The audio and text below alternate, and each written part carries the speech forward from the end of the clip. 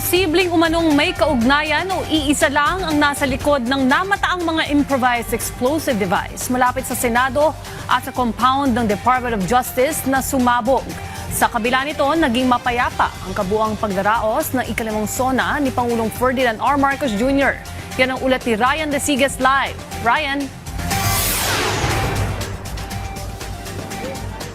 Ayos na nindigan nga ang Philippine National Police na legal yung kanilang ginawang pag-aresto sa nasa mahigit 50 individual na nahuling nagba-vandalize sa ilang pader sa bahagi ng Commonwealth Avenue kanina ilang oras bago magsimula yung State of the Nation Address ni Pangulong Ferdinand R. Marcos Jr. Sa kabilangan ng mga insidenteng yan at yung pagkakahuli or pagsabog ng isang improvised explosive device sa bahagi ng DOJ at yung pagkakarecover ng isa pa sa may labas ng Senado. Sabi ng PNP, pangkalhatang mapayapa ang SONA ng Pangulo. Ang nilagay nga natin dito is red na dalawa sa Metro Manila. Kaya nga tayo nakakakuha ng mga ganyang ebidensya. Of course, na-deny natin yung isa nag-explode.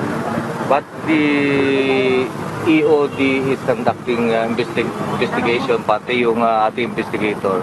Yung IED na to ay walang charge. O ibig sabihin wala siyang sharp nail. Pang-terror lang, pantakot. Ay silang oras nga bago ang State of the Nation Address ni Pangulong Ferdinand R. Marcos Jr., isang improvised explosive device o IED ang sumabog sa bahagi ng Department of Justice o DOJ. Makalipas lang ang ilang oras, isa pang IED ang iniwan naman malapit sa Senado. Agad itong na-disarm ng Explosive Ordnance Division ng PNP. Ayon kay PNP Chief Police General Jose Melencio Nartates Jr., iniimbestigahan na nila kung sino ang nasa likod ng pagpapakalat ng mga IED. Ang nilagay nga natin dito is red na dalawa sa Metro Manila. Kaya nga tayo nakakakuha ng mga ganyang ebidensya. Of course, na-deny natin yung isa nag-explode.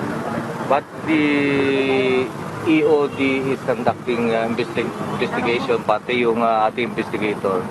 Yung IED na to ay walang charge. O ibig sabihin wala siyang sharp nail. Pang-terror lang, pantakot.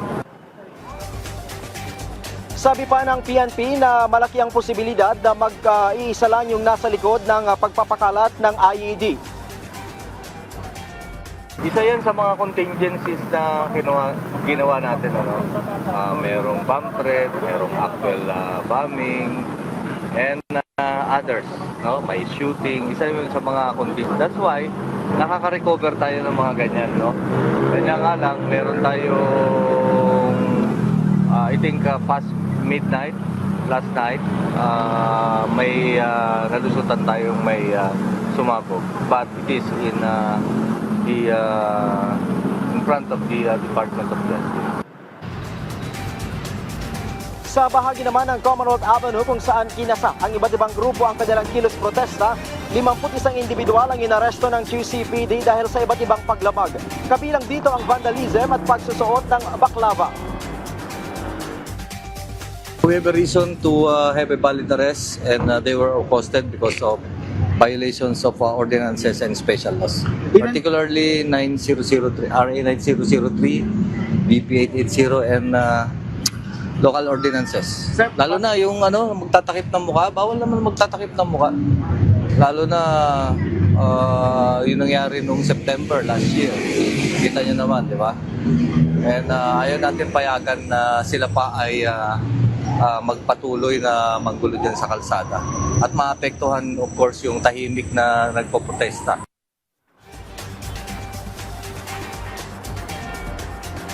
Sa kabila naman ng mga insidenteng ito, may tuturing pa rin daw na payapa sa pangkalahatan ng ikilamang SONA ng Pangulo. We have a good preparation. Matagal na natin pinag-prepare. 1 year na nga ito, di ba? Do's and don'ts and what went well and what went wrong last year. Yun lang ini-implement natin. Aabot sa 28,000 pulis ang ipinakalat ng PNP para magbigay ng seguridad para sa zona ng Pangulo.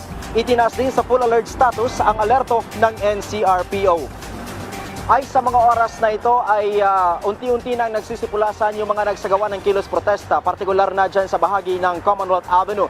Pero sa kabila niyan ay nananatili pa rin naka-alerto ang buong pwersa ng PNP hanggat hindi tuluyang nagdi-disperse yung mga nagsagawa nga ng kilos protesta. Sa kabuuan ay aabot sa 6,000 yung nagsagawa ng kilos protesta. 3,000 dyan ang mula sa pro-administration at nasa 3,000 din ang anti-administration protesters. At kung makikita nyo dito sa aking likuran, dito sa may tapat ng Station 6 sa may Batasan Complex ay masikip na yung daloy ng trapiko sa mga oras nito. Ice. Maraming salamat, Ryan Lesigues.